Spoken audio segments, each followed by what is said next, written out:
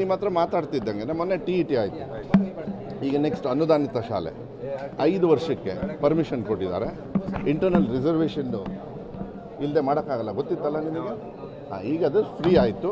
ಈಗ ನಾನು ಮಾಡ್ತಾಯಿದ್ದೀನಿ, ಅದಕ್ಕೂ ಕೂಡ ಎಕ್ಸಾಮ್ ತಗೊಂಡು. So totally 18,000. ಇದಾದಮೇಲೆ ನೆಕ್ಸ್ಟ್ ಬಜೆಟಿಗೂ ಕೂಡ ಮಾನ್ಯ ಮುಖ್ಯಮಂತ್ರಿಗಳಿಗೆ ಮನವಿ ಮಾಡಿದ್ದೀನಿ. ಸರ್ ಮತ್ತೆ ಕೊಡಿ ಸರ್. ಅವ್ರು ಹೇಳಿದ್ದಾರೆ ಆಯಿತು ಕೊಡೋಣ, ಇದೆಲ್ಲ ಪ್ರೋಸೆಸ್ ಮುಗಿಸು ಅಂತ. ಐ ಥಿಂಕ್ ಮೋಸ್ಟ್ಲಿ ಫೆಬ್ರವರಿಗೆ ಹಾಗೆ ಯಾವಾಗ ಬಜೆಟ್ ಮಂಡಿಸ್ತಾರೆ ಇನ್ನೊಂದು 10-15,000 ಕೊಟ್ಟರೆ ಅದು ನಮಗೆ ಅನುಕೂಲ ಆಗ್ತದೆ.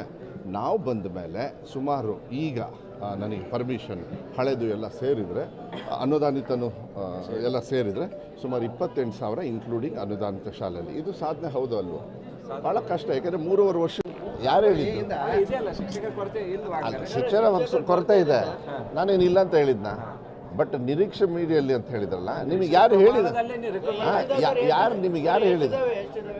ಎಷ್ಟಲ್ಲ, ನೀವು ಪ್ರಶ್ನೆ ಫಸ್ಟ್ ಕೇಳಿದ್ದಕ್ಕೆ ಉತ್ತರ ಕೊಡ್ತೀನಿ. ಅದಕ್ಕೆ ಯಾರು ಹೇಳಿದ್ರಿ ನಿಮಗೆ? ಯಾರು ಹೇಳಿದ್ರಿ ಹೇಳಿ?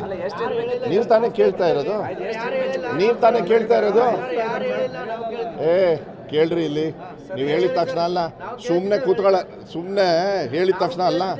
ಒಂದು ನಿಮಿಷ ತಿಳುವಳಿಕೆ ಇಲ್ಲದೆ ಮಾತಾಡಕ್ಕೆ ಹೋಗಬೇಡಿ, ಗೊತ್ತಾಯ್ತಾ? ಪ್ರಶ್ನೆ ಕೇಳಿದ ತಕ್ಷಣ ಬರೀ ಪುಕ್ಷಟೆ ಉತ್ತರ ಕೊಡೋದಕ್ಕಲ್ಲ. ಒಂದು ನಿಮಿಷ ಇರ್ರಿ. 3.5 ವರ್ಷದೊಳಗೆ BJP ಅರೆಸ್ಟ್ ಮಾಡಿದ್ದಾರೆ, ಗೊತ್ತಾ ನಿಮಗೆ? ನೋಡಿ, ಈಗ ಸೈಲೆಂಟ್ ಆಗ್ತೀರಿ. ಅದನ್ನು ಕೇಳಬೇಕು ನೀವು, ಸುಮ್ಮನೆ ಪ್ರಶ್ನೆ ಕೇಳೋದಲ್ಲ. ಅರ್ಥ ಮಾಡಿ ಕೇಳಿ. 4,000 ಒಂದು ನಿಮಿಷ ನಾನು ನಿಮಗೆ ಉತ್ತರ ಪ್ರಶ್ನೆ ಅಲ್ಲ, ಉತ್ತರ ಕೊಡ್ತೀನಿ. ಈಗ ಪ್ರಶ್ನೆ ಕೇಳಿದ್ರಿ, ಮಧ್ಯೆ ಅಡ್ಡ ಬರಬೇಡಿ, ಉತ್ತರ ಕೊಡಬೇಕಾದ್ರೆ. ನನಗೆ ನೀವು ಆ ಸ್ವಭಾವ ನನಗಿಲ್ಲ. 4,000 ಚಿಲ್ಡ್ರೆ ಅವ್ರು ಮಾಡಿದ್ದಾರೆ 3.5 ವರ್ಷದೊಳಗೆ. ನಾನು ಬಂದ 11 ತಿಂಗಳೊಳಗೆ 13,000 ಟೀಚರ್ಸ್ನ ರಿಕ್ರೂಟ್ಮೆಂಟ್ ಮಾಡಿ ಪಾಠ ಹೇಳ್ಕೊಡ್ತಾ ಇದ್ದಾರೆ. ಈಗ ನಾನು ನಿಮ್ಮ ಜೊತೆಗೆ ಮಾತಾಡ್ತಿದ್ದಂಗೆ TET ಯಾವಾಗಾಯಿತು? TET ನೀವು ಮಾತಾಡೋದು ಏನು ಒಳ್ಳೆ, ನೀವು ಹೇಳಿ ಅಲ್ಲ. TET ಇವ್ರು ಉತ್ತರ ಕೊಡ್ತಾ ಇದ್ದಾರೆ ಕೇಳಿ. ಮೊನ್ನೆ 12,000 ಜನರಿಗೆ TET ತಗೊಂಡಾರೆ. ಇದೆಲ್ಲ ರಿಕ್ರೂಟ್ಮೆಂಟ್ ಪ್ರೋಸೆಸ್ ಅಲ್ವಾ? ಒಂದೇ ಸತಿಗೆ 50,000 ಟೀಚರ್ ಶಾರ್ಟೇಜ್ ಇದೆಯಲ್ಲ, ಅದು ನಾನು ಬಂದಮೇಲೆ ಆಗಿದ್ದ. ಇದೆಲ್ಲ ನೀವು ಅರ್ಥ ಮಾಡ್ಕೋಬೇಕು. ಮಾಹಿತಿ ಕೊಡಬೇಕಾದ್ರೆ ಕರೆಕ್ಟಾಗಿ ಕೊಟ್ಟರೆ ಜನರಿಗೆ ಅರ್ಥ ಆಗುತ್ತೆ. ಓ ಇಲ್ಲ, ಮಧುವ್ರು ಬಂದಮೇಲೆ ಇಷ್ಟು ಕೊರತೆ ಇತ್ತು, ಇಷ್ಟು ತೊಗೊಂಡಿದ್ದಾರೆ. ಬರೀ ಹಾಗೆ ಒಂದೇ ಸತಿ 50,000 ಮಾಡೋದಕ್ಕೆ ಆಗೋದಿಲ್ಲ ಯಾರಿಗೂ. ಆಮೇಲೆ ಅತಿಥಿ ಶಿಕ್ಷಕರನ್ನು ಕೂಡ ಮುಂಚೆ ಎಲ್ಲ ಕಂತಲ್ಲಿ ತೊಗೊಳ್ಳೋರು, ಮಕ್ಳಿಗೆ ತೊಂದರೆ ಆಗೋದು. ನಾವು ಬಂದಮೇಲೆ ಹೋದ ಸತಿ ಒಂದೇ ಸತಿಗೆ 51,000 ಅತಿಥಿ ಶಿಕ್ಷಕರನ್ನು ತೊಗೊಂಡು ಮಕ್ಕಳಿಗೆ ತೊಂದರೆ ಆಗಬಾರ್ದು ಅಂಥೇಳಿ ಆ ರೀತಿಯಲ್ಲಿ ನಾವು ಪಾಠ ಹೇಳ್ಕೊಡ್ತಕ್ಕಂಥ ವ್ಯವಸ್ಥೆ ಅಲ್ಲ. ಈಗ ನಿಮ್ಮ ಹತ್ರ ಮಾತಾಡ್ತಿದ್ದಂಗೆ ಮೊನ್ನೆ TET ಆಯಿತು. ಈಗ ನೆಕ್ಸ್ಟ್ ಅನುದಾನಿತ ಶಾಲೆ 5 ವರ್ಷಕ್ಕೆ ಪರ್ಮಿಷನ್ ಕೊಟ್ಟಿದ್ದಾರೆ. ಇಂಟರ್ನಲ್ ರಿಸರ್ವೇಷನ್ನು ಇಲ್ಲದೆ ಮಾಡೋಕ್ಕಾಗಲ್ಲ, ಗೊತ್ತಿತ್ತಲ್ಲ ನಿಮಗೆ. ಈಗ ಅದು ಫ್ರೀ ಆಯಿತು. ಈಗ ನಾನು ಮಾಡ್ತಾಯಿದ್ದೀನಿ, ಅದಕ್ಕೂ ಕೂಡ ಎಕ್ಸಾಮ್ ತಗೊಂಡು. So totally 18,000. ಇದಾದಮೇಲೆ ನೆಕ್ಸ್ಟ್ ಬಜೆಟಿಗೂ ಕೂಡ ಮಾನ್ಯ ಮುಖ್ಯಮಂತ್ರಿಗಳಿಗೆ ಮನವಿ ಮಾಡಿದ್ದೀನಿ. ಸರ್ ಮತ್ತೆ ಕೊಡಿ ಸರ್. ಅವ್ರು ಹೇಳಿದ್ದಾರೆ ಆಯಿತು ಕೊಡೋಣ, ಇದೆಲ್ಲ ಪ್ರೋಸೆಸ್ ಮುಗಿಸು ಅಂತ. ಐ ಥಿಂಕ್ ಮೋಸ್ಟ್ಲಿ ಫೆಬ್ರವರಿಗೆ ಹಾಗೆ ಯಾವಾಗ ಬಜೆಟ್ ಮಂಡಿಸ್ತಾರೆ ಇನ್ನೊಂದು 10-15,000 ಕೊಟ್ಟರೆ ಅದು ನಮಗೆ ಅನುಕೂಲ ಆಗ್ತದೆ. ನಾವು ಬಂದ ಮೇಲೆ ಸುಮಾರು ಈಗ ನನಗೆ ಪರ್ಮಿಷನ್ ಹಳೆದು ಎಲ್ಲ ಸೇರಿದರೆ ಅನುದಾನಿತನೂ ಎಲ್ಲ ಸೇರಿದರೆ ಸುಮಾರು 28,000 ಇನ್ಕ್ಲೂಡಿಂಗ್ ಅನುದಾನಿತ ಶಾಲೆಯಲ್ಲಿ. ಇದು ಸಾಧನೆ ಹೌದು ಅಲ್ವೋ? ಭಾಳ ಕಷ್ಟ, ಯಾಕೆಂದರೆ 3.5 ವರ್ಷಕ್ಕೆ ರಿಟೈರ್ಡ್ ಆಗ್ತಾ ಇರ್ತಾರೆ. ತೊಗೋಬೇಕು ಅವರು. ಹಿಂದಿನ ಸರ್ಕಾರದವರು ರಿಟೈರ್ಡ್ ಆಗ್ತಿದ್ದಂಗೆ ತೊಗೊಳ್ಳದೇ ಇರೋದಕ್ಕೆ ನಾನು ಬಂದು ಇಲ್ಲಿ ಸಿಕ್ಕಾಕೊಂಡಿರೋದು. ಆದರೆ ನಾನು ಹೇಳಿದ್ದೀನಿ ಗುಣಮಟ್ಟ ಇಂಪ್ರೂವ್ ಆಗಬೇಕು ಎಲ್ಲದು. ಆಮೇಲೆ ನಾನು ಶಿಕ್ಷಕರು ತೊಗೊಂಡಾಗಲೂ ಕೂಡ ಕಲ್ಯಾಣ ಕರ್ನಾಟಕ ಭಾಗ ಬೆಳಗಾಂ ಡಿವಿಷನ್ಗೆ ಜಾಸ್ತಿ ಒತ್ತು ಕೊಡ್ತಾಯಿದ್ದೀನಿ. ಯಾಕೆಂದರೆ ಟೀಚರ್ಸ್ನು ರಿಕ್ರೂಟ್ಮೆಂಟ್ ಜಾಸ್ತಿ ಮಾಡ್ತಾಯಿದ್ದೀವಿ. ಯಾಕೆಂದರೆ ಅಲ್ಲಿ ಕೊರತೆ ಇದೆ ಅನ್ನೋದು ಭಾವನೆ ನಿಮ್ಮಲ್ಲಿದೆ. ಕರೆಕ್ಟಾ? ತ್ರಿಭಾಷಾ ನೀತಿ ಜಾರಿ ಮಾಡಿ ಮುಂದುವರಿಸಬೇಕು. ಇಲ್ಲ, ಅದೆಲ್ಲ ಚರ್ಚೆನೂ ಆಗಿಲ್ಲ, ಏನೂ ಆಗಿಲ್ಲ. ಚರ್ಚೆ ಆದಮೇಲೆ ಅಲ್ಲಲ್ಲ ಒಂದು ನಿಮಿಷ ನೋಡಿ, ಅವ್ರು ಮಾಡ್ಕೊಳ್ಳಿ, ಅದೆಲ್ಲ ನಂಗೆ ಗೊತ್ತಿಲ್ಲ. ಅದೆಲ್ಲ ಸೆಂಟ್ರಲ್ ಗೌರ್ಮೆಂಟ್ದು ಅವ್ರು ಹೇಳ್ತಾ ಇರೋದು.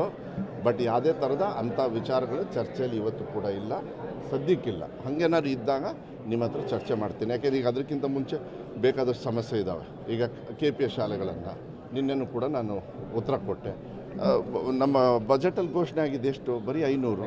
ಬಟ್ ವಿ ಟಚ್ಡ್ ಎಷ್ಟು 900 ಶಾಲೆಗಳನ್ನು ಟಚ್ ಮಾಡಿದ್ದೀವಿ. ಅದು ಒಳ್ಳೆ ಶಾಲೆಗಳಾಗ್ತವೆ, ಒಳ್ಳೆ ಸುಸಜ್ಜಿತ 14 ವರ್ಷ ಒಂದು ಕಡೆ. ಇದು ಶಿಕ್ಷಣಕ್ಕೆ ಮಕ್ಕಳಿಗೆ ಅವರಿಗೆ ಅನುಗುಣವಾಗಿ ಅನುಕೂಲ ಆಗ್ತಕ್ಕಂಥ ವ್ಯವಸ್ಥೆಯನ್ನು ನಾವು ಮಾಡ್ತಾ ಇದ್ದೀವಿ. 2 ವರ್ಷದಿಂದ ಬೆಳಗಾವಿ ಭಾಗದಾಗ ಅತಿ ಹೆಚ್ಚು ಮಳೆ ಆಗ್ತಿದೆ, ಅತಿ ಹೆಚ್ಚು ಶಾಲೆಗಳು ಇಲ್ಲ ಈಗ ಪ್ರತಿ ಬಾರಿ ಕೂಡ ಚಿಕ್ಕೋಡಿ ಹಾಗೂ ಬೆಳಗಾವಿ ಒಂದೊಂದು ಸರ್ಕಾರ ಪ್ರಸ್ತಾವನೆ ಕಳಿಸಿದ್ರು. ಒಂದು ನಿಮಿಷ, ಸರ್ಕಾರಕ್ಕಲ್ಲ ಪ್ರಸ್ತಾವನೆ ಕಳಿಸಿದ್ರೇನೂ ಅಲ್ಲ, ಎಲ್ಲ ಶಾಲೆನೂ ಒಂದೇ ಸತಿಗೆ ರಿಪೇರಿ ಮಾಡೋಕ್ಕಾಗಲಿಲ್ಲ ಅನ್ನೋ ಕೂಡ ಸುಮಾರು 2200 ಕೊಠಡಿಗಳನ್ನು ಈಗ ಮೊನ್ನೆ ಕ್ಯಾಬಿನೆಟಲ್ಲಿ ಇದಾಯಿತು, ಏನು ಸ್ಯಾಂಕ್ಷನ್ ಆಯಿತು. ಅದನ್ನು ಎಲ್ಲೆಲ್ಲಿ ಅರ್ಜೆಂಟಾಗಿ ಅವಶ್ಯಕತೆ ಇದೆ ಅದನ್ನು ಹೊಸ ಕೊಠಡಿ ಕೊಡೋದ್ರ ಜೊತೆಗೆ, ಯಾಕೆಂದರೆ ಕೆಲವು ಏನಾಗ್ತಾವೆ ರಿಪೇರಿನ ಮಾಡೋಕ್ಕಲ್ಲ, ಬರೀ ಇವ್ರು ರಿಪೇರಿ ಮಾಡ್ಕೊಂಡು ಕೂತ್ಕೋತಾರೆ. ನಾನು ಹೇಳಿದೆ ರಿಪೇರಿ ಮಾಡಬೇಡಿ, ಅದನ್ನು ಒಂದೇ ಸತಿಗೆ ಡೆಮಾಲಿಷ್ ಮಾಡಿ ಹೊಸ ಕಟ್ಟಡನ ಕಟ್ಟಿರಿ ಅಂತ. ಅದ್ರ ಜೊತೆಗೆ ಸುಮಾರಷ್ಟು ನನಗೆ ಐ ಥಿಂಕ್ 100 ಚಿಲ್ಲರೆ ಕೋಟಿ ಇದೆ, ಅದು ರಿಪೇರಿಗಿದೆ.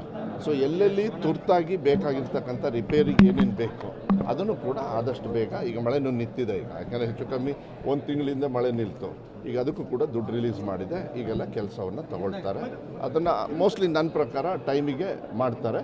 ಮತ್ತು ಈ ರಿಕ್ರೂಟ್ಮೆಂಟ್ ಪ್ರೋಸೆಸ್ ಏನು ನಾವು ಮಾಡ್ತಾಯಿದ್ದೀವಿ, ನೆಕ್ಸ್ಟ್ ಅಕಾಡೆಮಿಕ್ ಇಯರ್ ಒಳಗೆ ಅವರು ಪಾಠ ಹೇಳ್ಕೊಡ್ತಕ್ಕಂಥದ್ದು ಮಾಡಲೇಬೇಕು ಕಡ್ಡಾಯ.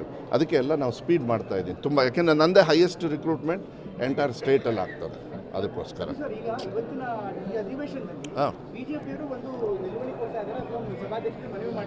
ಸರ್ಕಾರಿ ಶಾಲೆಗಳ ಪರಿಸ್ಥಿತಿ ಬಗ್ಗೆ ಒಂದಿನ ಚರ್ಚೆ ಮಾಡಿ ಮಾಡೋದು ಒಳ್ಳೆಯದು. ನಾನು ಎಲ್ಲ ಮಾಡಬೇಕು. ಮಾಡಿದಾಗ ಏನಾಗ್ತದೆ, ಏನು ಸಮಸ್ಯೆಗಳು ಅಂಥೇಳಿ ನನಗೆ ಗೊತ್ತಿದೆ ಸಮಸ್ಯೆಗಳು, ಅದು ಸ್ವಾಭಾವಿಕವಾಗಿ ಗೊತ್ತಾಗಬೇಕು. ಯಾರ್ಯಾರ ಸಂದರ್ಭದಲ್ಲಿ ಸಮಸ್ಯೆ ಆಯಿತು ಅನ್ನೋದನ್ನ ಹೇಳಬೇಕಲ್ಲ. ಈಗ ನನಗೆ 51,000 61,000 ಶಿಕ್ಷಕರ ಕೊರತೆ ಇತ್ತು ಅಂಥೇಳಿ ನಾನು ಟೇಕ್ ಓವರ್ ಮಾಡಿದಾಗ ಈಗ ತೋರಿಸ್ತಾ ಇರೋದು 50. ಸೊ ಒಂದು 10ನ್ನ, but at the same time retired ಆಗ್ತಾ ಇರ್ತಾರೆ, ಪ್ರಮೋದರ್ ರಿಟೈರ್ಡು ಆಗ್ತಾ ಇರ್ತಾರೆ. ಇದನ್ನೆಲ್ಲ ಗಮನ ತೊಗೊಳ್ಬೇಕು. ನಾವು ಬಂದಾಗ ಸಮಸ್ಯೆ ಆಗಿರೋದಲ್ಲ. ಈಗೆಲ್ಲ ಕಾಪಿ ಹೊಡೆಯೋದು ಬಿಟ್ಟಿದ್ರಪ್ಪ ಮುಂಚೆ ಆರಾಮಾಗಿ ಹಿಂದಿನ ಸರ್ಕಾರದವರು, ಅದಕ್ಕೆ ಏನು ಒಳ್ಳೆ ರಿಸಲ್ಟ್ಸ್ ಬರೋದು. ಕಾಪಿ ಹೊಡೆಯೋದು ನಿಲ್ಲಿಸಿದ್ದು ತಪ್ಪ. ಇತಿಹಾಸ ತಿಳ್ಕೊಳ್ಳಿ, ಇಡೀ ದೇಶದಲ್ಲಿ ಫಸ್ಟ್ ಟೈಮು ವೆಬ್ಕಾಸ್ಟಿಂಗ್ ಹಾಕಿ ಮಾಡಿರೋದು.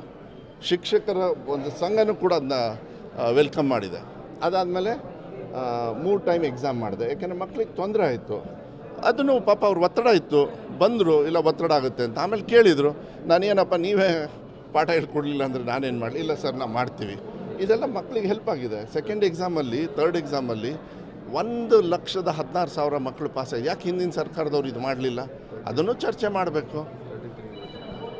ಆಮೇಲೆ ಈಗ 35ಇಂದ 33, ಅದೊಂದು 35ಇಂದ 33 ಎಷ್ಟು ಉದ್ಯೋಗ ಸೃಷ್ಟಿಯಾಗುತ್ತೆ. ಬೇರೆ ರಾಜ್ಯದಲ್ಲಿ 30.